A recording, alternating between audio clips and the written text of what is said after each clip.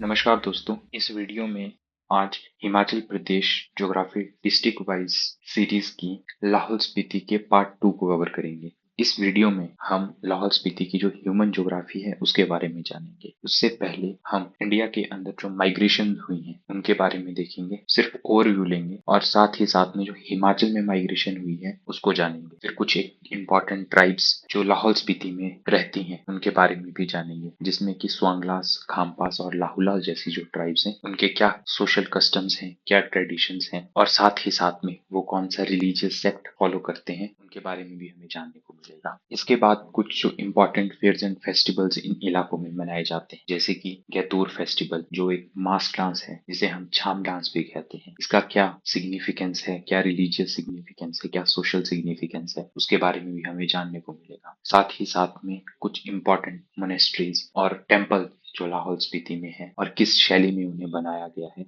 उसके बारे में भी हमें जानने को मिलेगा। फॉर एग्जाम्पल, अगर हम धनकर मोनेस्ट्री की बात करें तो धनकर मोनेस्ट्री अर्लीस्ट कैपिटल मानी जाती है स्पीति स्टेट की, जिस समय स्पीति एक इंडिपेंडेंट स्टेट के रूप में हमें देखने को मिलता है बिफोर 7th सेंचुरी सी, जब वहां पे सेन रूलर्स का जो शासन था, किस तरह से जो झांसकर के रूलर्स थे उन्होंने स्पीति को एक्वायर कर साउथ का पोर्शन है जिसमें कि कुल्लू वाला एरिया भी लगता है वो भी उन्होंने एक्वायर कर लिया था। तो उसकी वजह से भी यहाँ पे हमें डेमोग्राफिक ट्रांजिशंस देखने को मिलती हैं। अगर हम इंडिया के अंदर माइग्रेशंस की बात करें, इंडिया में जो सबसे पहली रेस आई है उसमें नेग्रिटोस सबसे ऊपर है।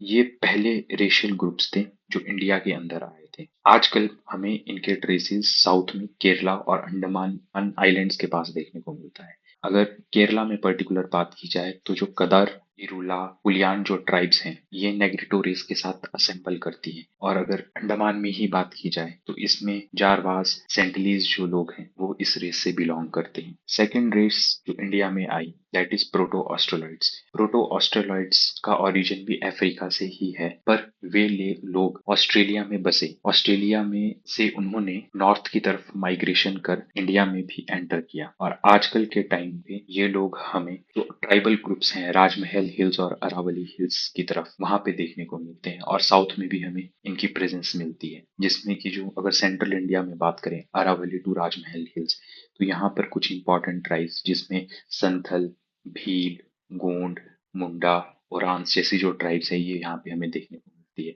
साउथ इंडिया में अगर स्पेशली बात की जाए तो साउथ इंडिया में ये रावूज, चेंचूस जैसी जो ट्राइब है वो भी देखने को मिलती हैं। थर्ड माइग्रेशन की बात की जाए तो थर्ड माइग्रेशन इंडिया के अंदर हमारी मोंगलॉइड्स की रही है, जिनका ओरिजिन मंगोलिया जो मॉडर्न डे चाइना वाला इलाका है उस साइड से देखने को मिलती है। इन लोगों ने कई पासिस को क्रॉस कर नॉर्दर्न और ईस्टर्न माउंटेन रेंजेस जो हिमालयस की है वहां पर एंटर किया। ये लोग मेनली हिमालयन रीजन में ही कंसेंट्रेटेड है, जिसमें लद्दाख, सिक्किम, अरुणाचल प्रदेश और नॉर्थ ईस्ट के जो एरियाज हैं ये हमें यहाँ पर देखने को मिलते हैं। ईस्ट में जो नागाज, मिजो, लेपचास और भूतियाज हैं ये इन मंगलोइड रेस के सक्सेसर्स हैं। और वेस्ट में जिसमें खाम्पास, स्वांगलास, लाहुलास और किन्नौरास जो लोग हैं ये हमें वेस्टर्न पार्ट में देखने को मिलते हैं। फोर्थ रेस जो इंडिया में आई उसमें मेडिटेरेनियंस बहुत इंपॉर्टेंट है। तो मेडिटेरेनियंस ऐसा माना जाता है कि जो मेडिटेरेनियंस हैं इन्होंने प्रोटो ऑस्ट्रेलॉइड्स के साथ मिलकर जो इंडस वैली सिविलाइजेशन है इसको बनाने में बहुत हेल्प की है। और इन्हीं लोगों ने जो अर्बन कल्चरल डेवलपमेंट है उसमें भी अपनी अहम भूमिका अदा की है। और सबसे एंड की जो माइग्रेशंस हमें इंडिया में देखने को मिलती है दैट इज आर्यंस। आर्यंस वे लोग थे जो कि स्टेपीज और कैस्पियन जो एरिया है वहां से माइग्रेट हुए थे टूवर्ड्स इंडिया और ये अपने साथ संस्कृत को लेकर आए थे। और इन्हीं लोगों ने जो वैदिक सिविलाइजेशन थी उसको भी एस्टेब्लिश किया था। ये लोग रूरल इलाकों में रहते थे। अब अगर हम माइग्रेशन इन हिमाचल प्रदेश की बात करें, इसमें हम देखने को मिलता है कि जो इनिशियल माइग्रेशन हुई है वो प्रोटो ऑस्ट्रेलॉइड्स की हुई है, जिन्हें हम लोग कोलारियंस भी कहते थे और मुंडास भी कहते थे। ये लोग जो लैंग्वेज बोलते थे उसको बोलते थे कोलारियन लैंग्वेज। जो कोलारियंस थे इन लोगों को इंडस वैली के लोगों के द्वारा नॉर्थ में पुश किया गया था अराउंड 750 BCE के अराउंड, क्योंकि उस समय पर जो सरस्वती रिवर थी वो भी सूख रही थी। वैदिक पीरियड में इन लोगों को दास, दयासु और निषादास के नाम से जाना जाता था, और पोस्ट वैदिक पीरियड में इन्हें किन्नर, नागास और यक्षास के नाम से भी जाना गया। कि कोल्स जो थे वो सबसे अर्लीस्ट और ओरिजिनल माइग्रेंट्स थे हिमाचल के अंदर, और उनके जो इम्पोर्टेंट किंग थे दैट इज सांबर। इन्हीं सांबर के पास 99 फोर्ट्स थे जिन्हें आर्यंस ने 40 साल लंबी वॉर में खत्म कर दिया था। हिमाचल के अंदर जो सेकंड माइग्रेशन थी वो मंगोलॉइड्स की रही है। इन्हें ही किरतास और भूटीज भी कहा जाता है। और जो थर्ड माइग्रेंट्स थे हिमाचल में, दोज वर द आर्यंस।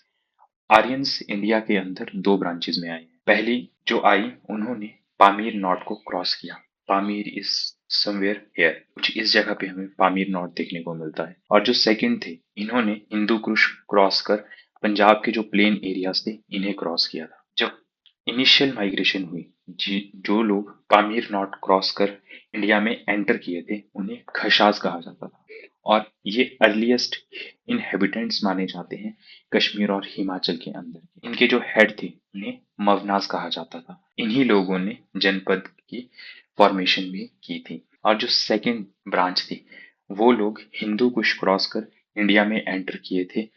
ये लोग इनिशियली सप्त सिंधु वाला जो एरिया है, जो मॉडर्न डे पंजाब है, ये लोग वहां रहे, और फिर धीरे धीरे कर वो हिमाचल के जो फुट हिल्स है उन्होंने वहां पर प्रवेश किया।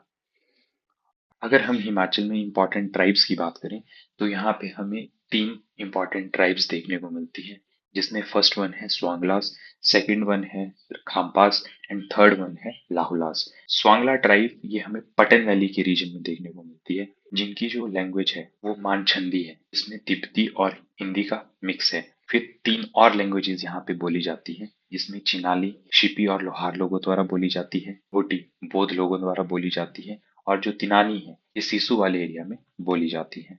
और इनका जो सबसे इम्पोर्टेंट ड्रिंक है उसे छांग कहते हैं, जो कि चावल या जौ से बनता है। यहाँ पे हमें कुछ और कम्युनिटीज भी देखने को मिलती है, जिसमें राठी, हाली, लुहार, शिप्पी, ब्राह्मण, राणा और ठाकुर जैसे जो लोग हैं ये उसमें आते हैं। इन लोगों में कास्ट सिस्टम बहुत प्रेविलेंट है, और कास्ट सिस्टम प्रेविलेंट होने के कारण इन्हें दो पार्ट में डिवाइड किया जा सकता है, जिसमें गारू और मुंडा जैसे जो लोग हैं वो आते हैं। माना ये जाता है जब हाई स्ट्राटा के जो लोग थे उन्होंने लोअर स्ट्राटा की लड़कियों से, फॉर एग्जाम्पल बोध गर्ल से जब शादी की थी, तो उस समय इन दो ग्रुप्स की फॉर्मेशन हुई थी जिसे गारो और मुंडा कहा जाता है। अगर मैरिज सिस्टम की बात की जाए तो हमें यहाँ पर तीन मैरिज सिस्टम देखने को मिलते हैं। फर्स्ट वन इज रुस्ताते ब्याह, सेकंड वन इज कू ब्याह एंड थर्ड वन इज माजमी ब्याह। रुस्ताते ब्याह लव मैरिज है, कू ब्याह मैरिज बाय फोर्स है, जहाँ पे कि लड़का लड़की को भगाकर अपने घर ले आता है। और तीसरा है मजमी ब्याह। मजमी ब्याह एक एडहॉक मैरिज है, जब लड़का मैरिज के एक्सपेंस बियर नहीं कर सकता तो वो उस समय अपनी सिस्टर को लड़की के घर भेजता है, और उसकी सिस्टर उस लड़की को अपने घर ले आती है, और लड़का और लड़की साथ में रहने लगते हैं। अगर डिवोर्स सिस्टम की बात की जाए तो डिवोर्स सिस्टम में हमें यहाँ पे सुद तवाकची देखने को मिलता है। सुद जस्ट धागे को कहा जाता है, और तवाकची तोड़ना।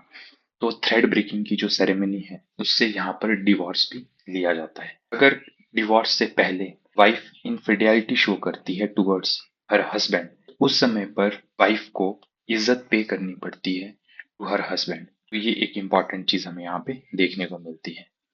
बर्थ कस्टम की बात की जाए इस ट्राइब में, अगर स्वांगला ट्राइब में बर्थ कस्टम की बात की जाए तो हमें यहाँ पर छाती, जिसे अन्नप्राशन कहते हैं, 6 महीने बाद बच्चे को खाना खिलाया जाता है, ये सेरेमनी मनाई जाती है। और दूसरी सेरेमनी जस्ट बच्चे के पैदा होने के 1 साल बाद मनाई जाती है, जिसे कारमोक कहा जाता है। Property according to the law of पंगवाट डिस्ट्रीब्यूट होती है अमंग द सन्स। ये भी एक इम्पॉर्टेंट सिस्टम है प्रॉपर्टी को डिवाइड करने का। इनके कम्युनिटी काउंसिल के हेड को सेना कहा जाता है।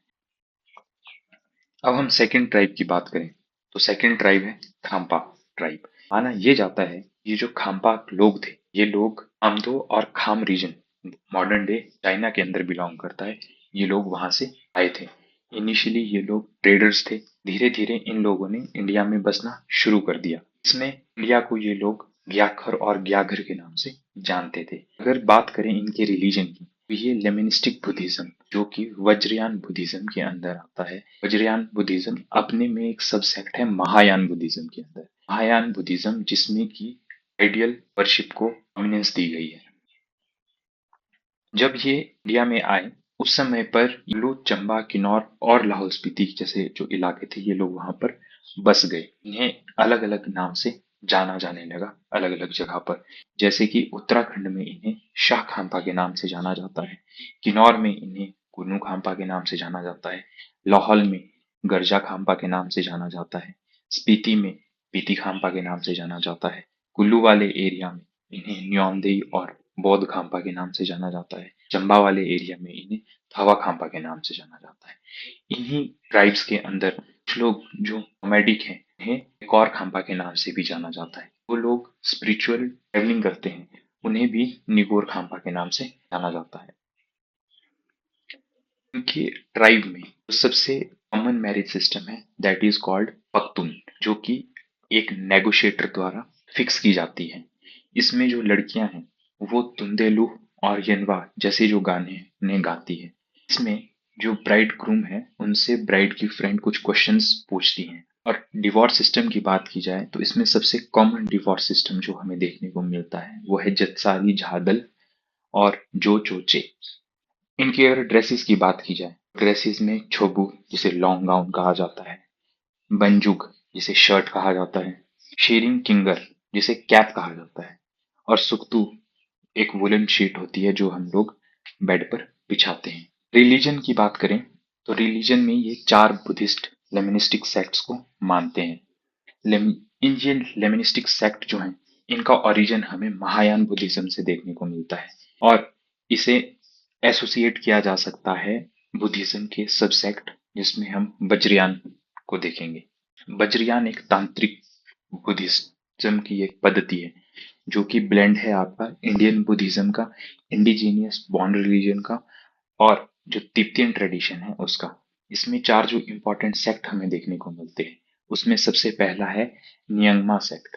नियंगमा सेक्ट वही है जिसके जो टीचिंग्स है वो पद्मा संभवा ने शुरू की थी और ये भी माना जाता है कि ये वही थे जिन्होंने तिब्बत में बुद्धिज्म को फैलाया था।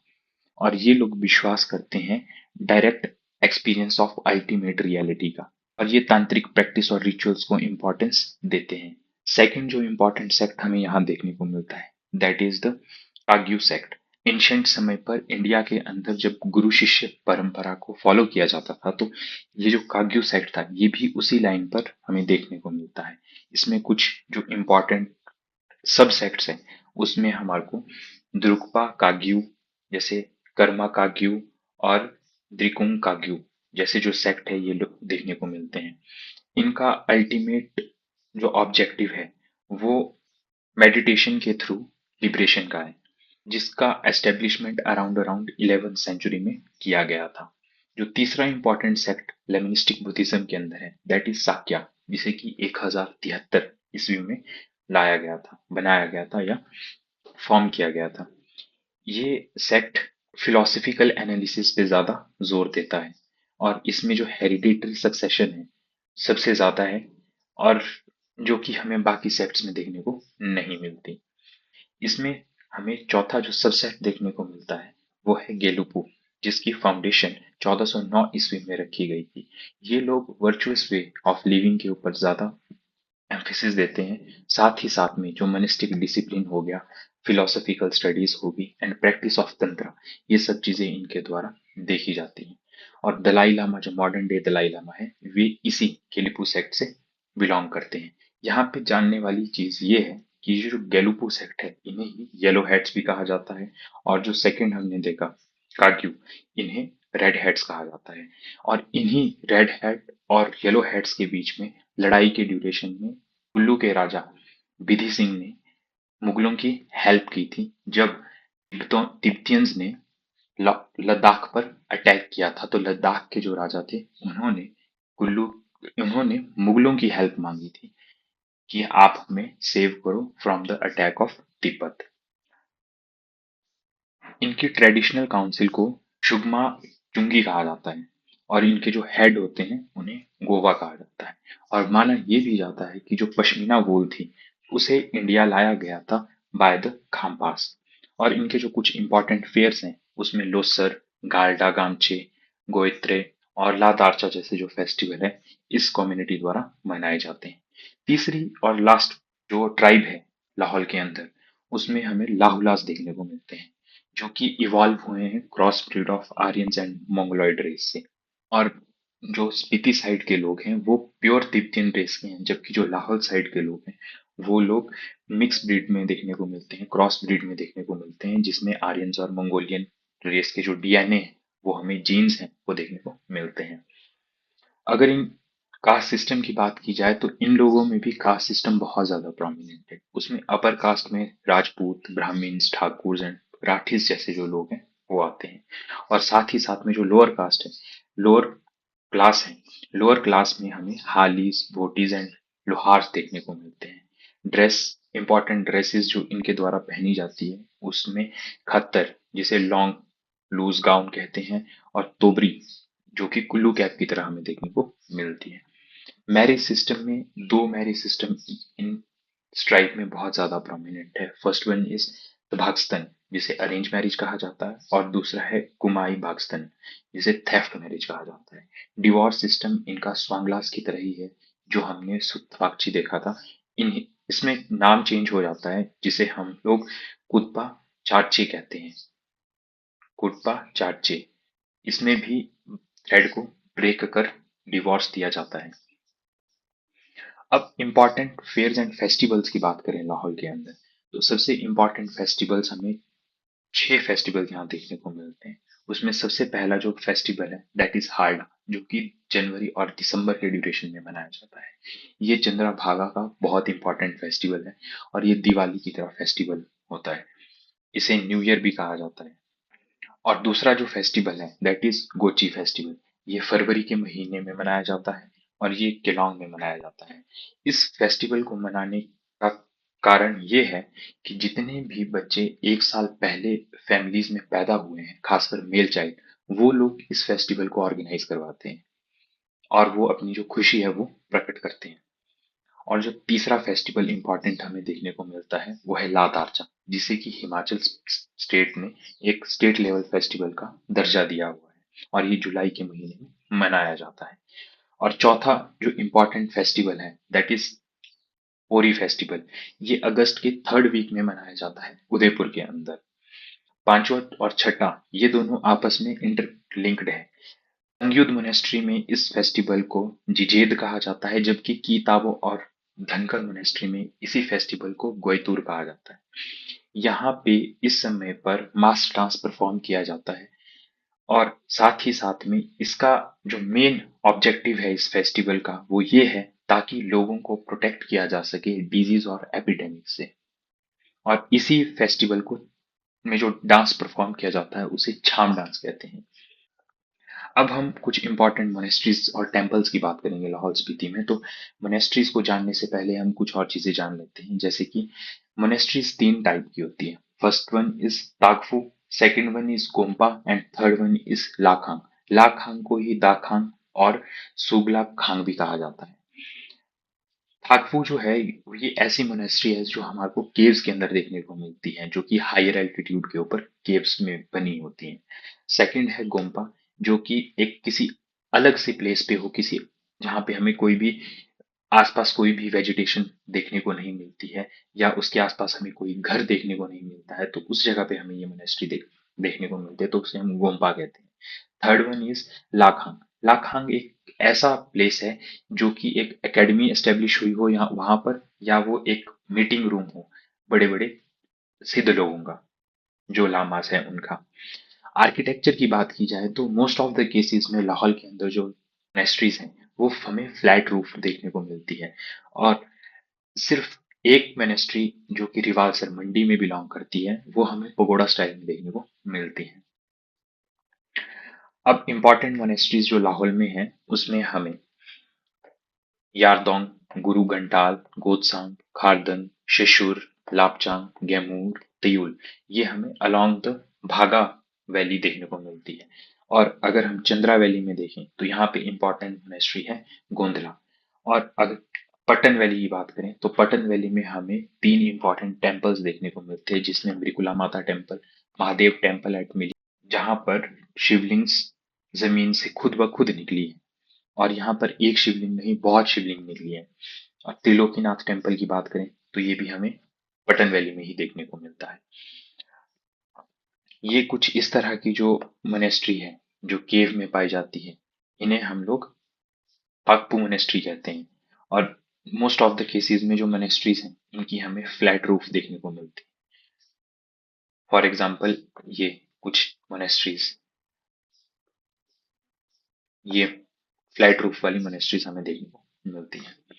और स्पीति वाले रीजन में हमें जो इम्पोर्टेंट मोनेस्ट्रीज हैं जैसे कि धनकर, ताबो, गुए मोनेस्ट्री, की मोनेस्ट्री, ठीक है, उसके बाद लालुंग मोनेस्ट्री, फिर कुंगरी मोनेस्ट्री।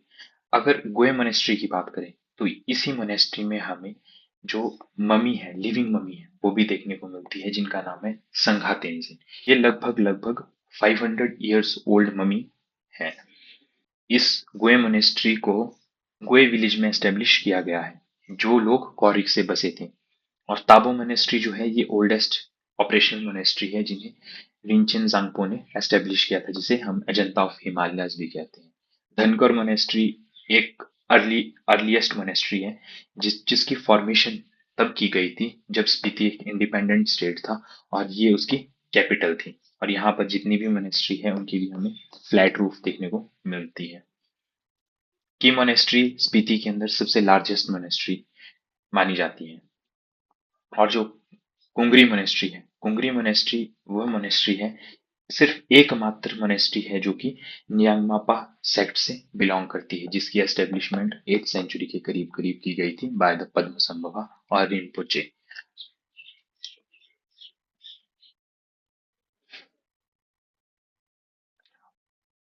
लालुंग मोनेस्ट्री के अंदर हमें ओल्डेस्ट स्टैच्यू देखने को मिलता है अवलोकितेश्वर का। हम 6 से 7 मोनेस्ट्रीज को डिटेल में देखेंगे। फर्स्ट वन इज गुरु घंटाल। इसकी जो लोकेशन है वो तुपचिलिंग विलेज के पास है, और ये मोनेस्ट्री आपकी नियांगमा सेक्ट के से बिलोंग करती है। और गुरु घंटाल मोनेस्ट्री हमारी कॉन्फ्लुएंस ऑफ चंद्रा एंड भागा रिवर के पास हमें देखने को मिलती है। यहाँ पर अवलोकितेश्वरा का स्टैच्यू कंसिक्रेट किया गया था गुरु पद्म संभवा के द्वारा, जिन्होंने नियांगमा सेक्ट की भी फॉर्मेशन की थी। इसे तपस भूमि भी माना जाता है, one of the 84 siddhas in Buddhism. इसी मोनेस्ट्री में हमें ब्रजेश्वरी देवी की आइडल भी देखने को मिलती है। अगर दूसरी मोनेस्ट्री की बात की जाए तो वो है Gemur monastery. Gemur monastery Kashmiri style architecture में बनाई गई है, और यहाँ पे हमें मारीची वज्रवराही का स्टैच्यू देखने को मिलता है। वज्रवराही के स्टैच्यू में हमें इनकी थर्ड आई देखने को मिलती है, और 5 स्कल जो है हेड के ऊपर वो भी देखने को मिलते हैं। मारीची वज्रवाही का जो स्कल्पचर है ये 11 से 12 ईस्वी में बनाया गया था, और इन्हें ही गॉडेस ऑफ डॉन भी कहा जाता है। ये स्टैच्यू हमें गैमूर मोनेस्ट्री के अंदर देखने को मिलता है। मारीची और वज्रवराही ये दो अलग अलग देवियां हैं, और मराची का जो मतलब है वो है वॉरियर गॉडेस और गार्डियन अगेंस्ट इविल, जबकि जो वज्रवराही है ये हमारी तांत्रिक बुद्धिस्ट डेटी के सबसे इंपॉर्टेंट सिंबल है, जिसे विक्ट्री ओवर इग्नोरेंस भी माना जाता है। ये जो स्कल्पचर है यमूर मोनेस्ट्री में मारीची वज्रवराही का, ये हमें वुडन आर्मेचर के ऊपर बना हुआ मिलता है। वुडन आर्मेचर कुछ ऐसा होता है, इसके ऊपर क्ले को डिपॉजिट करके बाद में कलर कर ऐसी फिगरीन को फॉर्म किया जाता है। थर्ड जो इंपॉर्टेंट मोनेस्ट्री हमें यहाँ पर देखने को मिलती है दैट इज शशुरगोम्पा, जो कि रेड हेड्स से बिलोंग करती है। रेड हेड्स वही हैं जो कि खाग्या बुद्धिज्म, लेमनिस्टिक बुद्धिज्म को फॉलो करते हैं। शिशुर गोम्पा ऐसा गोम्पा है जो रेड हेड्स को बिलोंग करता है। रेड हेड्स मतलब काग्यू सेक्ट ऑफ बुद्धिज्म। इस मोनेस्ट्री में हमें 15 फुट लंबा टंका जो है वो देखने को मिलता है। साथ ही साथ में वॉल पेंटिंग्स देखने को मिलती है, जिसमें कि 84 योगीज जो बुद्धिज्म के अंदर है उनको डिपिक्ट किया गया है। अगली जो इम्पोर्टेंट मोनेस्ट्री है दैट इज खारदंग मोनेस्ट्री। खारदंग मोनेस्ट्री हमें भागा वैली में देखने को मिलती है। भागा इसको लगभग लगभग 900 एडी में बिल्ड किया गया था और इसी मोनेस्ट्री को रिबिल्ड किया गया था नोरबू के द्वारा। और इन नोरबू का जो टॉम है ये भी हमें इसी मोनेस्ट्री के पास देखने को मिलता है। और ये लाहौल के रीजन की सबसे लार्जेस्ट मोनेस्ट्री है। और यहाँ माना जाता है कि यहाँ पे हमें एक व्हील देखने को मिलता है जिसके ऊपर 1 मिलियन टाइम्स ओम मने पद्मे ओम, जो कि सबसे सेक्रेट चांट है बुद्धिज्म में, वो भी इंस्क्राइब्ड मिलती है। और इसी ये मोनेस्ट्री सबसे बड़ी और सबसे लार्जेस्ट कलेक्शन जो कांग्यूर और तांग्यूर का है वो भी होल्ड करता है। कांग्यूर और तांग्यूर बेसिकली आपके ट्रांसलेटेड वर्ड्स हैं बुद्धिस्ट टीचिंग के, और साथ ही साथ में जो बुद्धिस्ट टीचिंग्स के ऊपर कमेंट्रीज की गई है या फिलोसफिकल ट्रीटीज हैं जो कि तिब्बतियंस और हिंदू लोगों ने की है, उसका सबसे बड़ा कलेक्शन हमें यहाँ पे देखने को मिलता है। अगली जो सबसे इम्पोर्टेंट मोनेस्ट्री है दैट इज तयूल गोम्पा। तयूल गोम्पा हमारी 17th सेंचुरी के ड्यूरेशन में बिल्ड किया गया था बाय द लामा सरजारिन चिन, जो कि बिलोंग करते थे दुग्मा कम्युनिटी से। और यहीं पे हमें पद्म संभवा का सबसे टॉलेस्ट स्टैचू देखने को मिलता है। और साथ ही साथ में जो दो इम्पोर्टेंट मैनिफेस्टेशंस हैं जिसमें सिंह मुख और वज्रवराही की जो इमेजेस हैं ये भी हमें देखने को मिलती है। ये है हमारे सिंह मुख और ये है वज्रवराही। सिंह वज्रवराही और सिंह मुख में हमें इनके हेड पर स्कल्स देखने को मिलते हैं और इनकी जो थर्ड आई है वो भी ओपन हुई दिखती है। क्योंकि जितने भी लेमनिस्टिक बुद्धिज्म के सेक्ट्स हैं, सब सेक्ट्स हैं, उनके अंदर ये इनका एवोल्यूशन हुआ है हिंदू बॉर्न और तिब्बतियन ट्रेडिशन से। तो इसलिए हमें ये चीजें इन मूर्तियों में देखने को मिलती है। और इसी मोनेस्ट्री में हमें ये मनी व्हील भी देखने को मिलता है जिसके ऊपर इनके सेक्रेट चार्ट्स लिखी गई है। और ये लास्ट टाइम 1986 में टर्न हुआ था खुद। 100 साल कंस्ट्रक्शन के 100 साल बाद इस गोम्पे को रिनोवेट किया गया था तुर्की-टशी तानफेल द्वारा, जो कि तंगा मोनेस्ट्री लद्दाख से बिलोंग करते थे।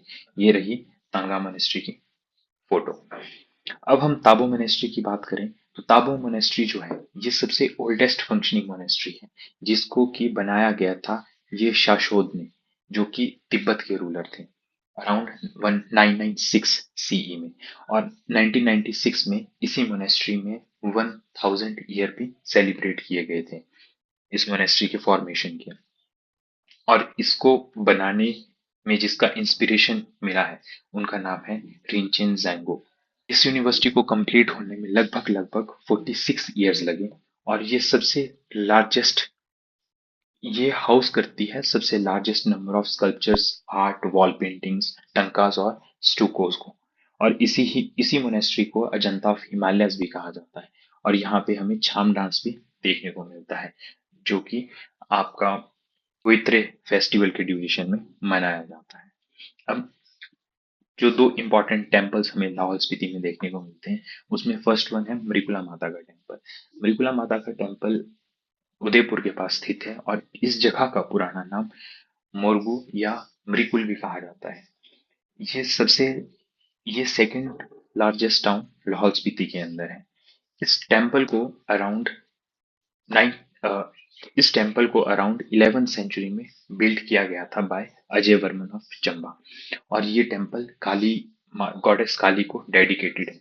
माना यह जाता है कि इस टेम्पल को डिजाइन किया गया था उसी आर्किटेक्ट के द्वारा जिसने मनाली के अंदर हडिम्बा टेम्पल को भी डिजाइन किया था during the Bahadur Singh rule.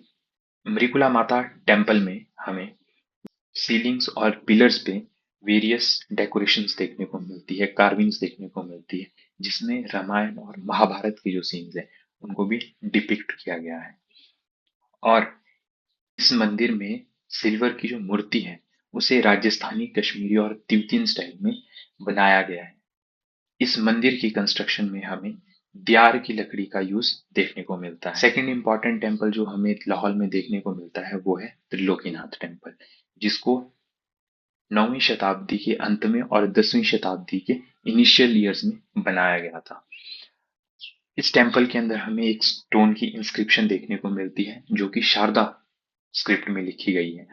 इसमें हमें मंदिर के कंस्ट्रक्शन का पता चलता है और ये पता चलता है कि जो देवंजा राणा थे उन्होंने इस टेम्पल को साहिल वर्मा ऑफ चंबा की हेल्प से बनाया था। देवंजा राणा उस समय त्रिलोकीनाथ के राणा थे। माना यह जाता है कि साहिल वर्मन ने इस मंदिर को नगरा स्टाइल में बनाया था और ये लाहौल में एकमात्र नगरा स्टाइल में बना हुआ मंदिर है। इनिशियल इस मंदिर में हमें दो मूर्तियां देखने को मिलती है। पहली मूर्ति जो कि 9वीं शताब्दी के करीब करीब बनी थी और दूसरी मूर्ति जो 12वीं से 13वीं शताब्दी के बीच बनी थी। 9th सेंचुरी में बनी हुई मूर्ति हमें ब्लैक कलर्ड स्टोन से कार्व ब्लैक कलर्ड स्टोन में कार्व मिलती है, जबकि जो सेकंड मूर्ति है वो हमें मार्बल में मिलती है। लोकेशन की बात करें, ये मंदिर हमें तुंदे विलेज में देखने को मिलता है। इसमें हमें 6 आर्म्ड अवलोकितेश्वरा की जो मूर्ति है वो देखने को मिलती है।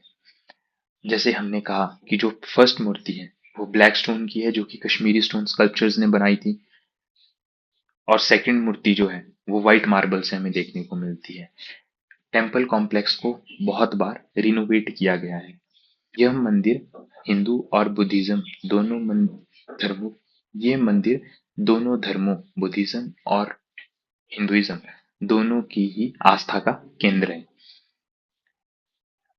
1979 के एवलांच के बाद इस मंदिर को नगरा स्टाइल में कंस्ट्रक्ट किया गया था। जो ओल्ड बिल्डिंग थी उसे भी थोड़ा पूरा रिपेयर किया गया था, बट जो नई बिल्डिंग थी उसे नगरा शैली में बनाया गया। तो ये थे हमारे किस तरह से इंडिया में माइग्रेशंस हुई, किस तरह से हिमाचल में माइग्रेशंस हुई, कौन सी इंपॉर्टेंट ट्राइब्स हिमाचल के अंदर लाहौल स्पीति में रहती है और उन ट्राइब्स के कौन कौन से स्पेशल कस्टम्स हैं, ट्रेडिशंस हैं और किस तरह से यहाँ की जो रिलीजन था उसके ऊपर तिब्बतियन इन्फ्लुएंस रहा और तिब्बत से इंडिया के अंदर जो बुद्धिज्म आया उसने किस तरह से यहाँ की सोसाइटी को इफेक्ट किया और यहाँ पर कौन से फेयर मनाए जाते हैं और कौन से मोनेस्ट्रीज और कौन से टेम्पल हमें लाहौल स्पीति के अंदर देखने को मिलता है। ये हमारा है लाहौल का ओवरव्यू। इसके बाद हम किन्नौर को शुरू करेंगे और किन्नौर में भी इसी तरह से हम physical, economic and human geography को समझेंगे।